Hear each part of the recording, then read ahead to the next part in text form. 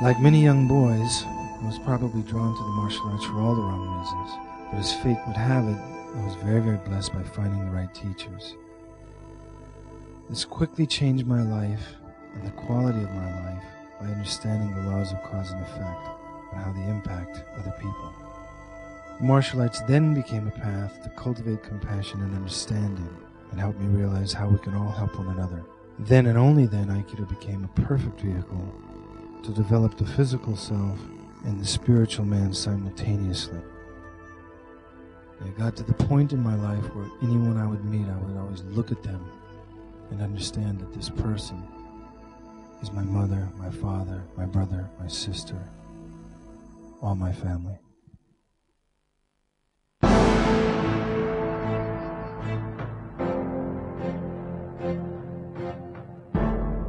You never know how long the battle's going to be. You always have to be ready.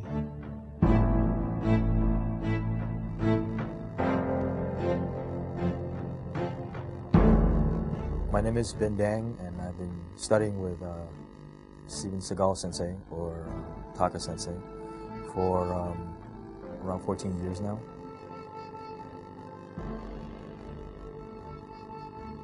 My name is Larry Reynosa, and I've been training with Sensei Steven Segal since 1983. 名前は大久文康です。合気道はもう13年目になりますね。I discovered Segal Sensei in the late 70s in Japan. I went to Japan to find an Aikido teacher, and then I went and saw his dojo in Osaka, and I was thoroughly impressed. But I was a little concerned about the idea of coming 13,000 miles to study with an American. I was looking for practical, so ultimately I went back to Segal Sensei's Tenshin Dojo. I'll never forget the first day I met him because he was wearing a plaid shirt, blue jeans, cowboy boots, and had very long sideburns. 名前は辻村美穂と申します。合気道歴は10年です。I had a friend, he said, "Oh, you got to go to Steven Segal. He's this American guy who went to Japan and trained over there and got really high ranking, and he came back here and he has a school." My name's Garrett Green. I study Aikido for about the last 10 years. First impression, as I'm sure most people say, he's very big. He's very tall. Big hands and centered. A presence that, you know, even somebody that doesn't study Aikido can feel. There was a magnificence about him as well. He was one of the first Anglos to be given credentials to teach Aikido in Japan. When he would walk in, he'd feel someone entered the room. When he spoke, when he shook your hand, when he looked into your eyes, there was an incredible truth there. And immediately I was interested.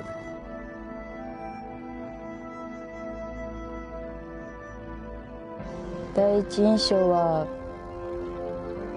思ったより何ですか、そういう遠い存在的な感じはしなかったっていう感じです。なんか親しみを感じるというか。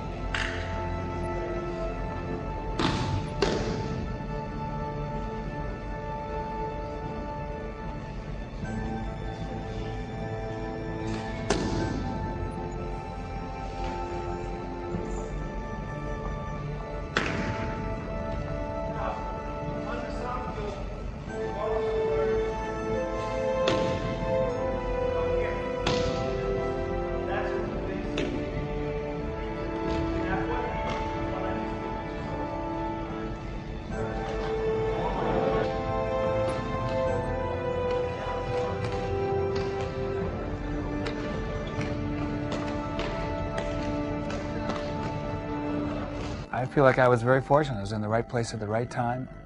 Tenshin Dojo is in Osaka, in Juso. Juso is outside, it's on the outskirts of Osaka. The dojo population was probably 3/4 Japanese, 1/4 European and Australian.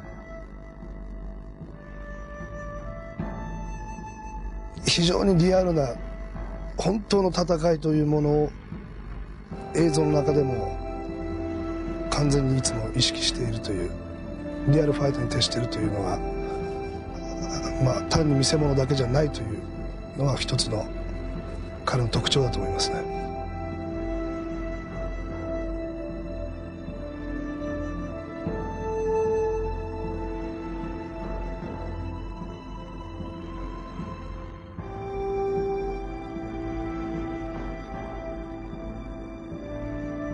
Everybody seemed to respect each other, regardless of. That was the nice thing about Japan. There's a great deal of respect. It wasn't fun. It wasn't a lot of laughs. You know, a lot of times you'll go to dojo and there'll be people joking around, laughing, talking. Not a lot of talking. As soon as you heard Sensei's tread coming up the stairs, and it was easy to identify, you could tell that the level of attention and the level of seriousness changed.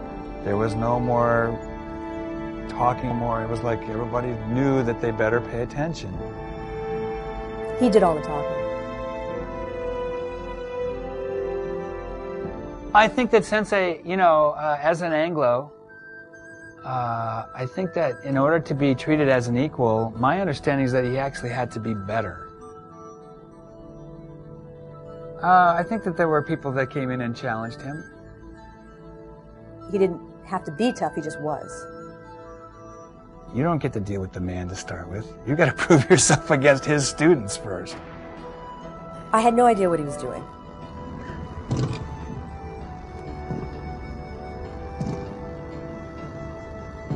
He's very fast. Like lightning. You'd sit there and you'd watch him do a technique, and he did it so fast that I had no idea what he just did.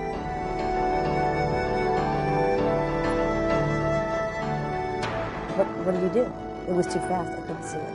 And then he did these great flips and different kinds of falls, and then I saw everybody else doing it, and they didn't do it anything like the way he did it.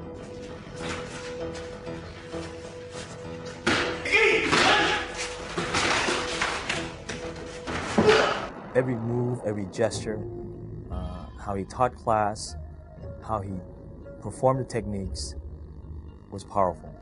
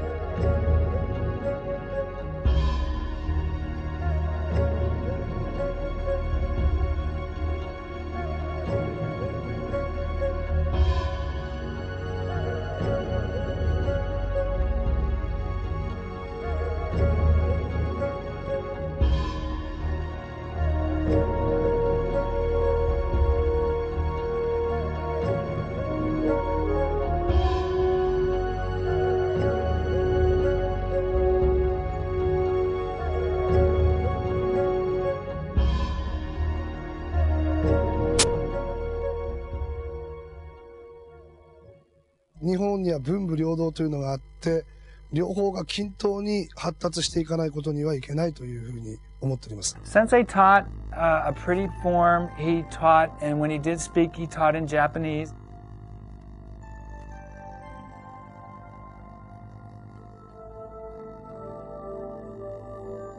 It was pretty technical.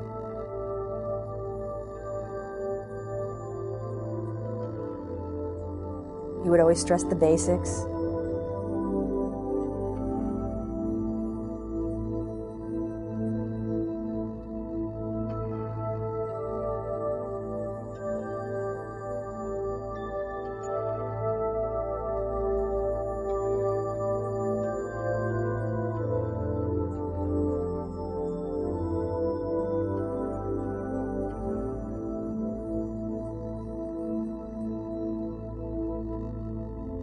It was pretty detailed and it was pretty technical.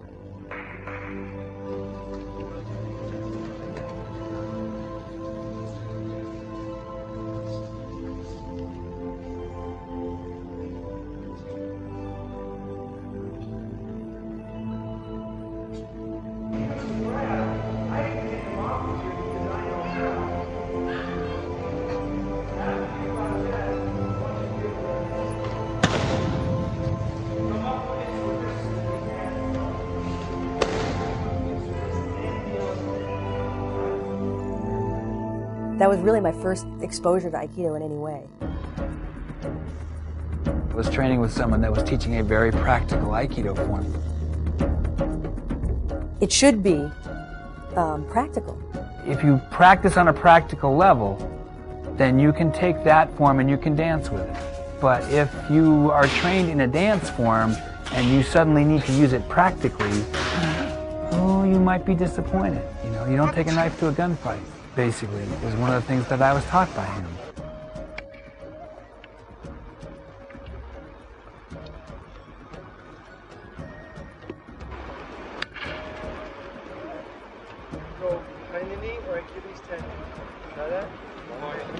The major difference is that I saw where so many other people struggled to explain, to articulate Aikido. They really had a struggle with that because what they said and what they did didn't equate. I've heard this conversation many times. This is what you do if you get punched. And then to see the punch stop in front of the nose. Or this is what you do when you get hit from the side and then see this hit stop. And then this is what you do if you get choked, and yet I don't see people choking. So there was a real inconsistency in the teaching. I got with Taka Sensei, and all of a sudden he said, well, this is what you do if you get punched. And all of a sudden you would see that fist coming right at you and it'd go right at you. If you didn't move, you would get punched. That was the truth. That's something we could really relate to because, in fact, if we didn't move, we'd get punched. Sliding up, sliding from the chest, like that. There we see that. So it's coming up the chest. Steven Seagal's Aikido is more applicable to on the street applications.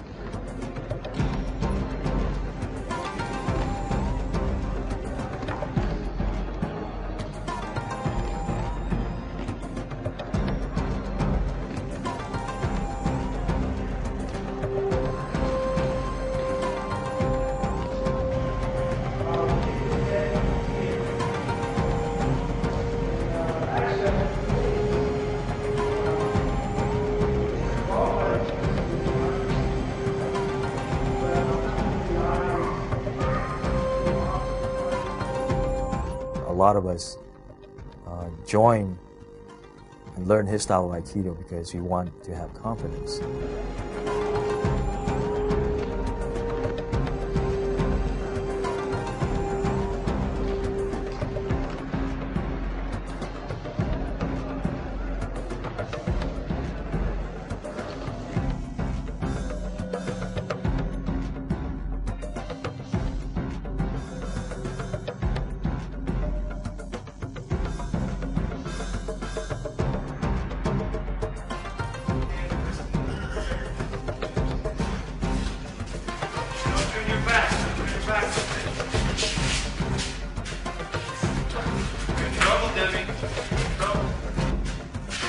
Grab her head behind, then grab her wrist. Right? Okay? It's the third time I've seen this today, people turning the wrong direction. You're going to kill yourself. It's like saying, okay, I see a guillotine, I think I'll go stick my head in. It's so easy the other way, Debbie. Okay, okay? Let's try that again. You guys know these techniques.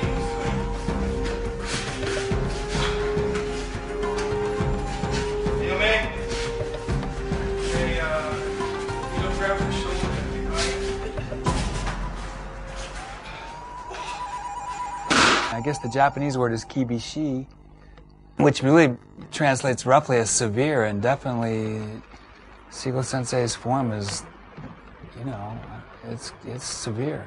Not severe in terms of people getting injured, but it is a form that works. Does this work? In a situation, if somebody comes and attacks you, would this work?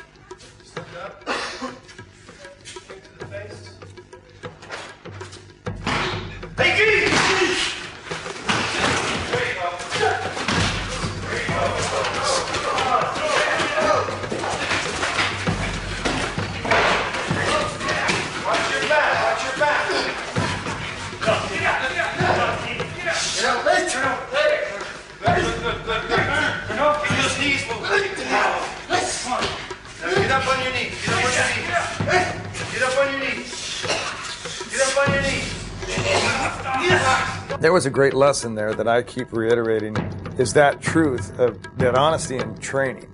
Because without the honesty in training, there's nothing. That's what's great about Taka Sensei's Aikido.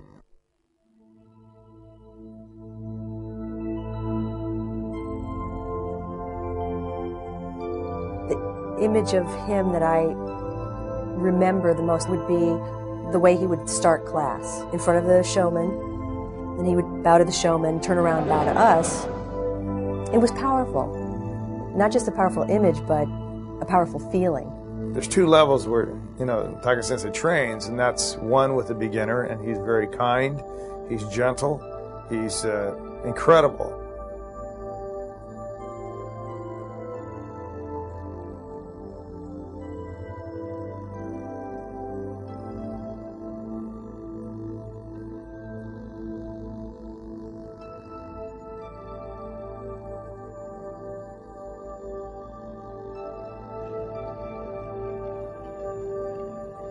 He has the ability to deal with you at a level that you can understand.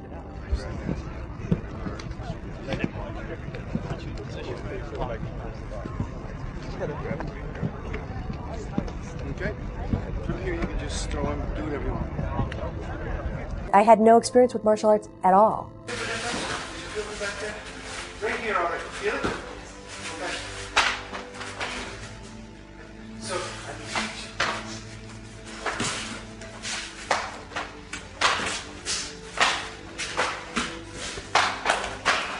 feel the difference? It's kind of hard to grab them because I'm feeling you from back there. From right here, I have. Feel it? That's what you gotta do. Can't get him here. It's too late. He would often talk about te sabaki, ashi sabaki, hand position, foot position. The reason why some of them are missing twice, staying in front of the man, and trying to grab it, and never try to get grabbed, is you have to have a body position. Body position, whether it's shooting, wrestling, whatever it is, you have to have a body position. He punches and brings his hands back.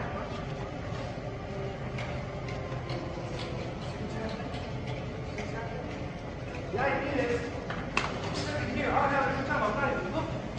Okay? You understand? The reason why I have it every time is because his hand is attached to the shoulder. And I get the shoulder every time when he punches.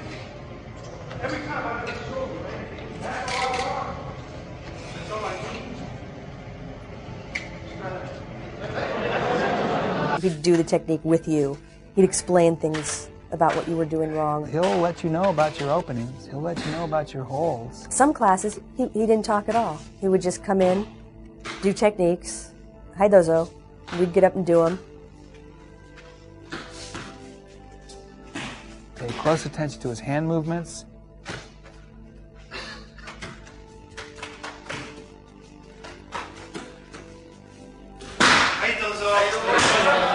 He would walk around to each of the different couples doing it, and then he'd give you tips, pointers.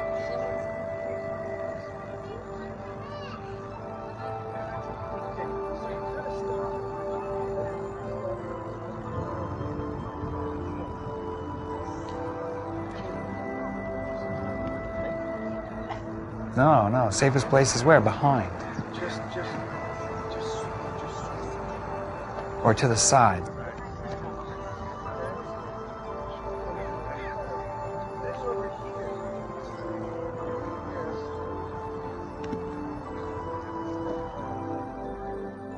First, one person's the nage, or the thrower, that gets to practice the technique that's presented by the teacher. And then, of course, the uke is the one that, is on the receiving end, that gives that person the opportunity to train. Then they switch those roles. I got you. All that stuff he talks about with kicks and avoiding overhead strikes, it's all very precise. That's why that hand comes, I'll start out from here. And when I raise my elbows to the top of my head, your hand and whatever's in it, always going to be guided away from anything inside of this. So his whole head is vulnerable. It's right across, so if I have a knife in my hand, I'll cut his arm off. If I have a strong fist, I'll break his arm. If I have a club in my hand, I'll break his arm. So this is the cardinal no-no. This does not exist in Aikido or any good martial arts. The movement is not even here, but here, so that his head and everything else is protected. Here, so this way. You'd get individual attention.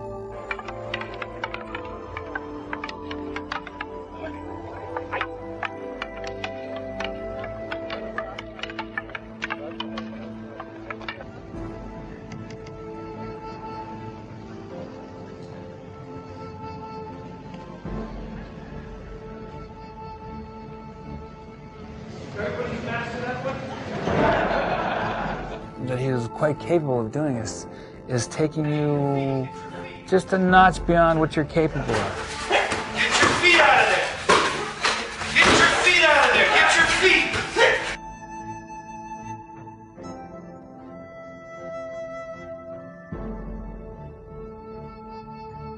As my level of understanding climbs a notch, he has more notches. That creates confidence.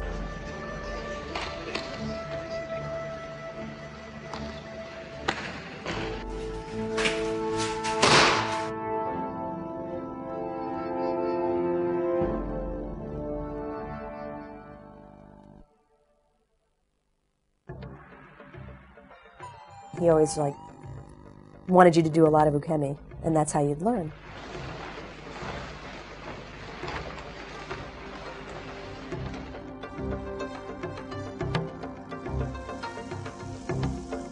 To learn how to fall, how to conquer the fear of falling, how to not panic in a fall is more valuable from a self-defense point. I mean, we will all fall down. It's more likely that you will fall than it is that you will be attacked, ever. So learning how to deal with the ground is, I think, a valuable tool. If you did a fall wrong, it hurt for days. Ukemi is to provide the honest attack that might occur as a possibility on the street.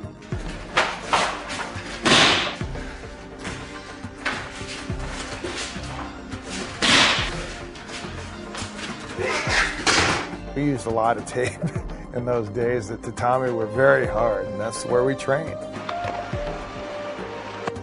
You learn a lot from taking the falls. Your ability to fall precedes your ability to throw. That means that you have to be on top of your ukemi. That means you got to be there, which is really what it's all about anyway.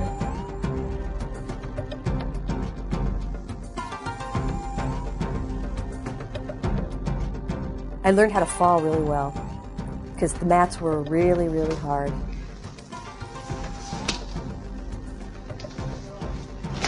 You know, when sensei calls you up to take ukemi, the hair on the back of your neck starts to raise a little bit. You're like, okay, you get inside this guy's reach, you better be paying attention. I have more than once been caught thinking that he was going one direction when he was going another. It can be downright painful.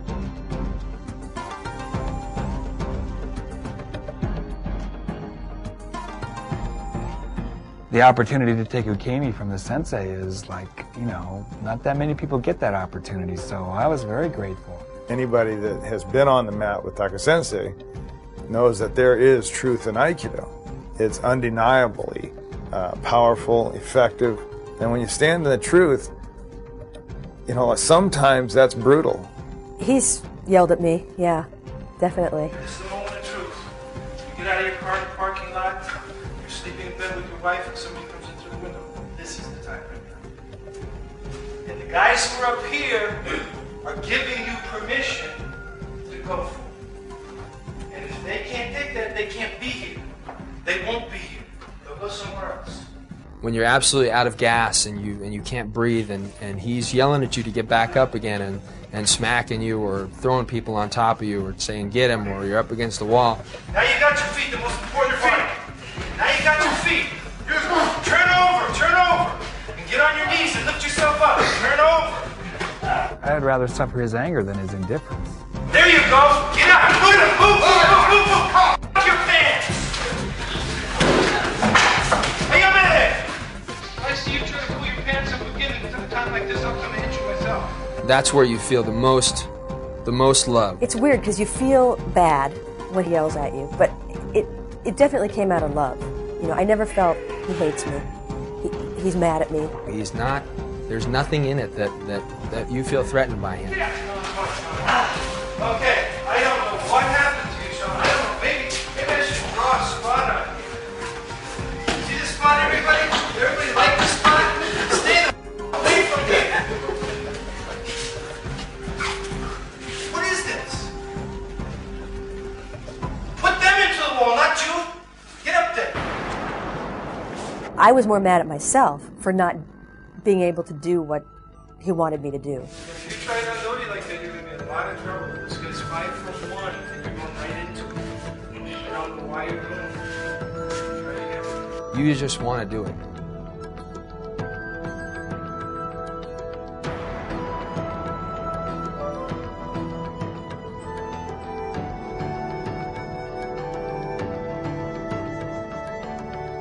You'd always feel that he's doing it for your benefit. If he yelled at you, that would make you come up to where you needed to be. He did it out of love. The best advice he ever gave me was to not be female. Don't think of yourself as less or weaker or not able to do the things that the guys are doing. Don't make that the reason that you can't do it.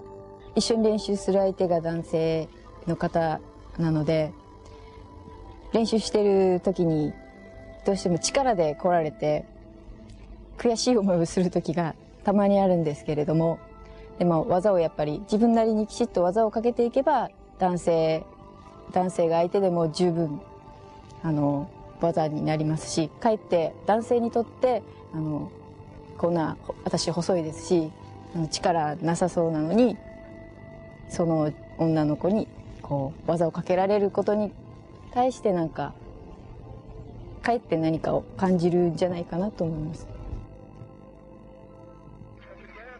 I got yelled at. I got, slammed to the ground. I got injured, which all the guys did too. There was no difference. When I was out there, I could be a guy, I could be a girl. It did not matter. Debbie was a very, very good Aikidoist and very strong-willed. The way Taka-sensei teaches it is it doesn't matter, your size or your strength doesn't matter. If you adhere to the basics and the principles that we practice, women can be incredibly powerful. He used to always say, you actually have an advantage being female. Women can do better Aikido than men because they don't have the strength. They have to do the technique better than we do in order to make it work. I think it's the best art for women to take because it doesn't require strength. It really requires agility, if anything. And women are more agile than men in many cases. Women being smaller and sometimes, less physically strong than men can benefit so much more from the Aikido of this. It was always saying, it's not a male-female thing. It has nothing to do with that. Try to get that out of your mind. It has nothing to do with how big you are, how tall you are, or how many muscles you have. It has nothing. Aikido isn't based on that. It's how strong your mind is. Essentially, the idea is not to have to use the form. Is to sense what's going on and to realize or figure out a way to create a situation where it doesn't get physical. You kind of become inner strength. You get an inner kind of feeling of calmness and just the fact that you become aware of everything that's around you. That's one of the things that people train in the martial arts for, is to raise their level of awareness of the moment. And definitely, He caused that to happen. He caused you to be on your toes.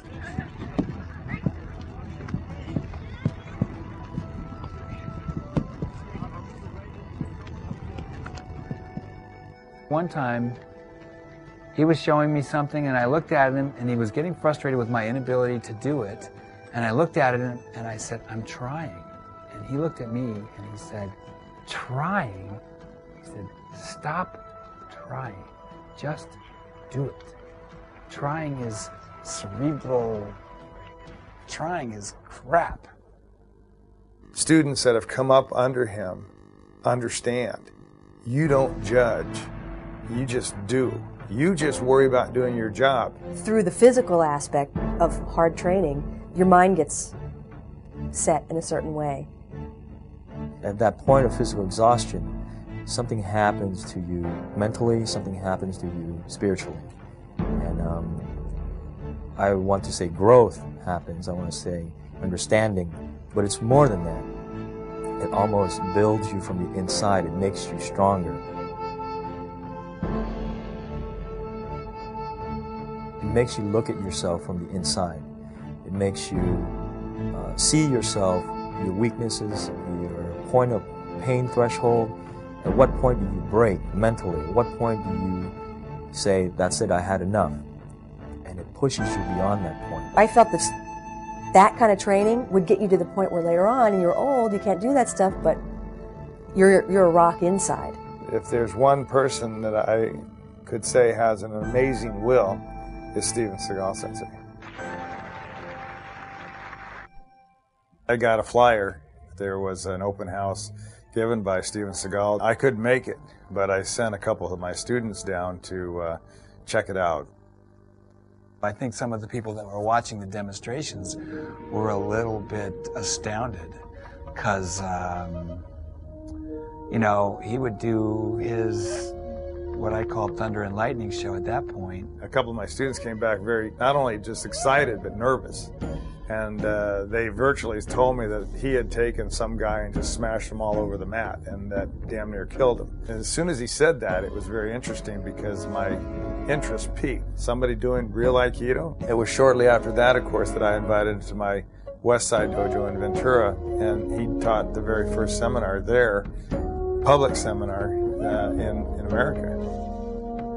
But most all these seminars that we've had in the past, that the one main and common thread that's from all their conversation is that I can't believe how approachable he is. He's so easy to talk with on the mat. He's very, very, very gentle, very, very soft-spoken. He can be the most gentle, he can be extremely gentle. And he can also be extremely dangerous.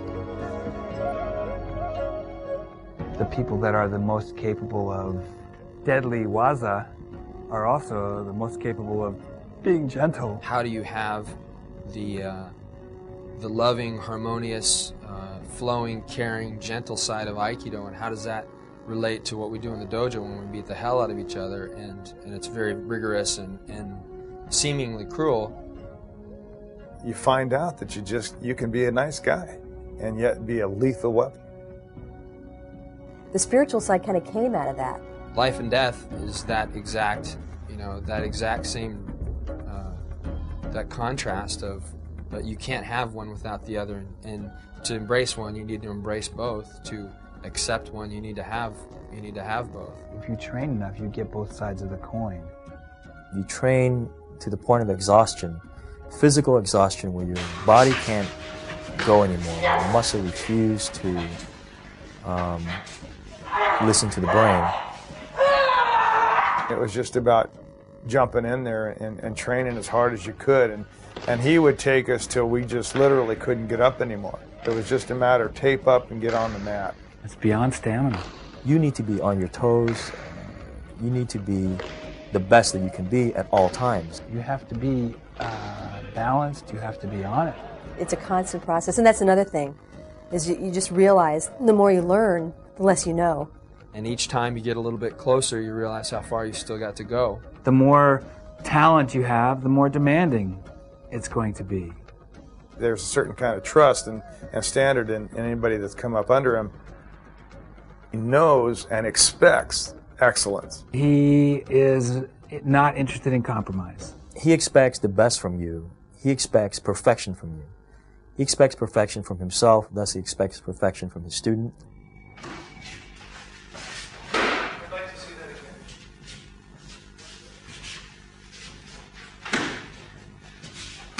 I'd like to see that one more time, one final time.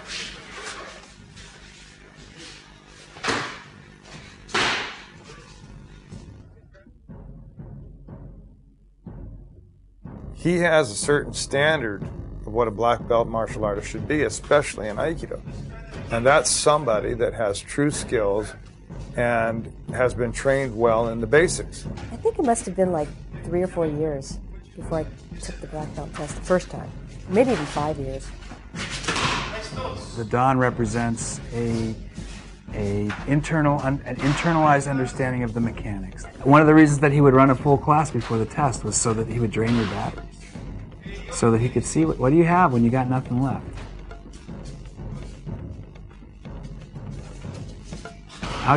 How deep can you dig? And basically, he shut the blinds, locked the doors, and it was pretty interesting. It was very intense. And he always said it's so simple. You know, it's so simple, but it's so hard.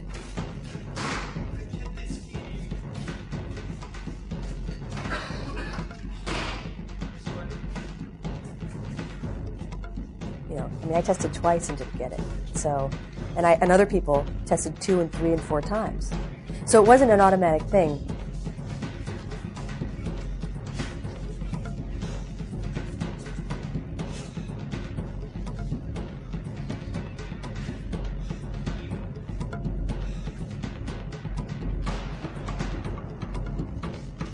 We say if you can make it 15 seconds, 15 seconds. And that's how, you know, intense these tests were. I have seen few people pass the test their first time. And in fact, I would go so far as to say that not passing the test your first time is part of the test. So you experience this little bit of a peace, the calm before the storm. Very peaceful up until the time where he says go.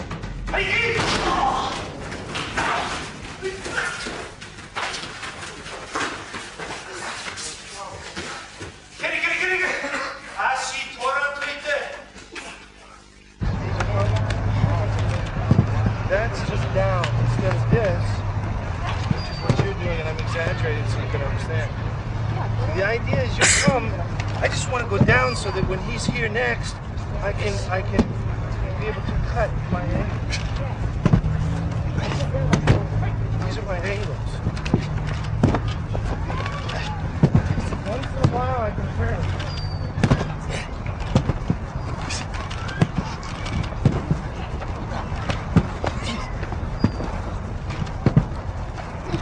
See, I'll turn if I want to move.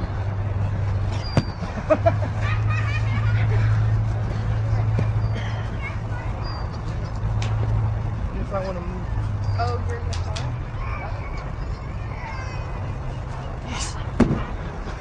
See, from here, if I don't have time to move and you're over there, this is the worst place you could be.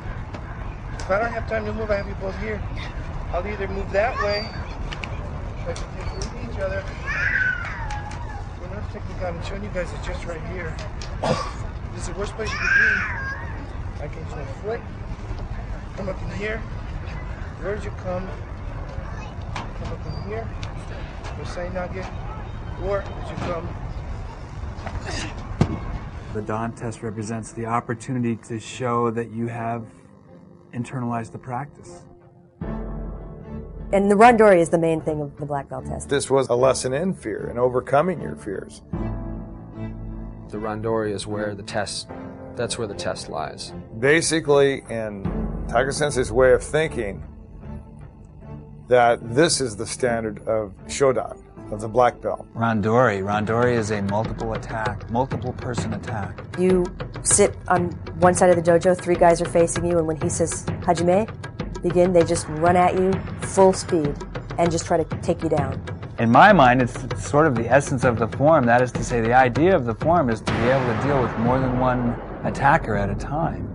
I mean, if you're dealing one-on-one, and certainly we train, that's how we train, but the idea is to finish your form ready for another attack. That is to say, finish in a balanced position. The reason for that is, I mean, O-sensei was a product of sword culture, and sword culture was very seldom one-on-one. Sword culture was more often more than one attacker against a single opponent. So you have to put your forms together. That is to say, you have to blend with one attack coming at you, neutralize that attack, and then immediately be prepared to deal with the next attacker. Basically, you let go of everything that you think you know. It's an exercise in freeing yourself up, of thinking about all these things, of thinking about how your knee hurts, or how this last time this guy clubbed me from the side, or any of that. If you think, it's too late. If you take the time to make a decision, it's too late. If you hang on to that and you stand in, you think you know, or in other words, your own arrogance or egotism, if you want to call it, if you stand in that, you'll get smashed. And that's the value of the Randori, because basically when they says go, these are 3 guys that are one breath away from being in reality on the street. I mean, there's been situations, I think, on the street that I would want rather than this.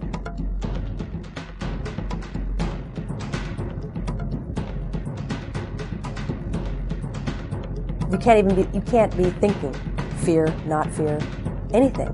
Because any thought that goes through your head, it's immediately visible in your body, physically.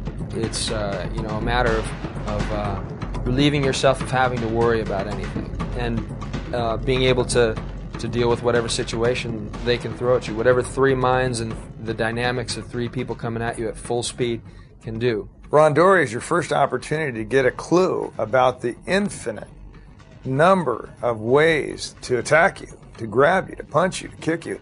And when I say that, I mean that they were free to do that. They could punch, grab, kick, spit, bite, whatever they wanted to do.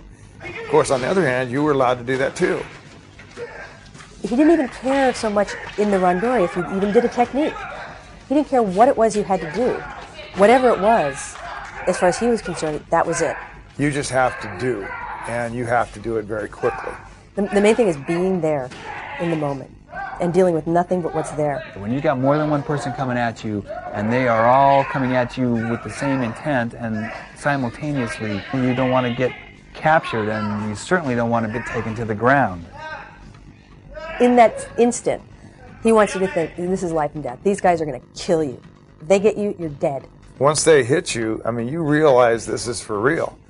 And it gives you an opportunity to understand what letting go is all about. The world doesn't change for anybody. I don't care if you're a woman, I don't care if you're a baby. The world doesn't change. The evil doesn't change out there. All those things that we have to face don't change. Okay? The only way we can teach anybody is by being real. All right? If he can stand up, that's good. If he falls, we'll make him stand up again and again and again. All right? So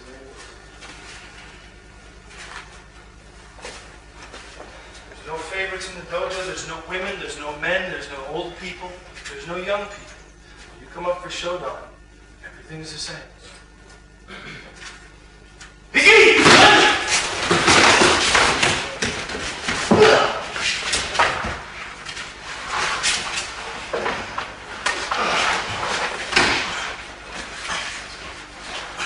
It was the most serious thing I ever experienced. And I mean, even thinking about it, I get just a knot in my stomach. Somebody that's 120 pounds is going to have a tougher time dealing with these 3 Mack trucks that are coming after. You know, it doesn't matter. It's what's inside, what you have, your character, and that's what's going to come out in the test. And you're sitting there and you're trying to like prepare, and you're trying to relax your body, and you're trying to just clear your mind so that everything is whatever it is that comes to you, you can deal with it. It's hard to do. It's hard to relax. It's hard to breathe because you've just been doing techniques and you're a little bit winded. And he can say Hajime at any time. He'll be talking like this and all of a sudden go, Hajime! And you're supposed to go. So you can't even really be listening to what he's saying. I'm always looking at them as one. See? I'm trying to string them out. Watching them. And if I have to move, if I have to run, I'll stop and start. I'll come in here, make him think he's got me. Come this way.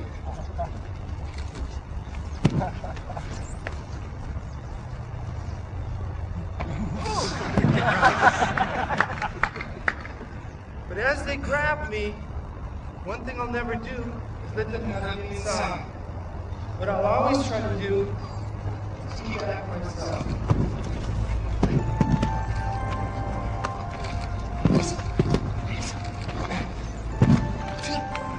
Going to the ground is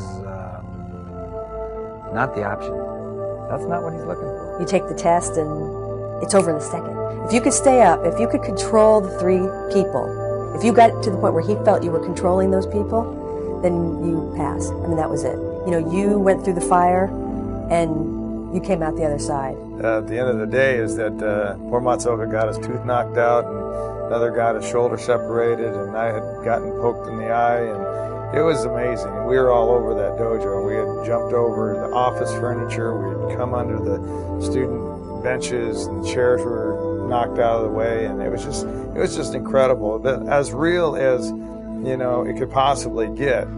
It's hard. It's the hardest thing I ever did. Randori, the 3-man attack, teaches you that with your will, you can make anything happen. It teaches you that no matter how bad a situation can get, it teaches you to face those situations with the right mental attitude, the right state of mind. When you have that in your mind that at any moment your life could end, but that you don't care.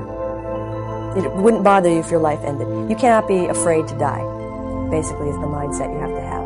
The practice of Randori kind of allows you not to think about your limitations, and it allows you to go beyond where you thought you could go before. And that is, what everybody needs to be successful anywhere. If you practice that philosophy of letting go and not limiting yourself in your real life, then you have no limitations. あくまで自分は小さいんだ、自分はあくまで宇宙の一つなんだというその非力さを知った時に本当の強さを感じると思います。My life has been influenced a great deal by Taika Sensei's Aikido teachings. The not accepting your own limits. If somebody were to ask me what's the most valuable lesson I've ever learned from Steven Segal, it's that it's possible to be the lessons of Aikido.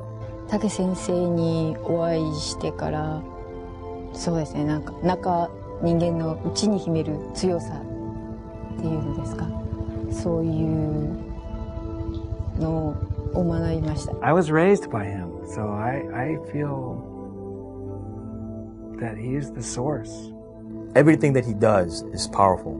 Mentor, master, Charismatic, loving, a great teacher. Warrior.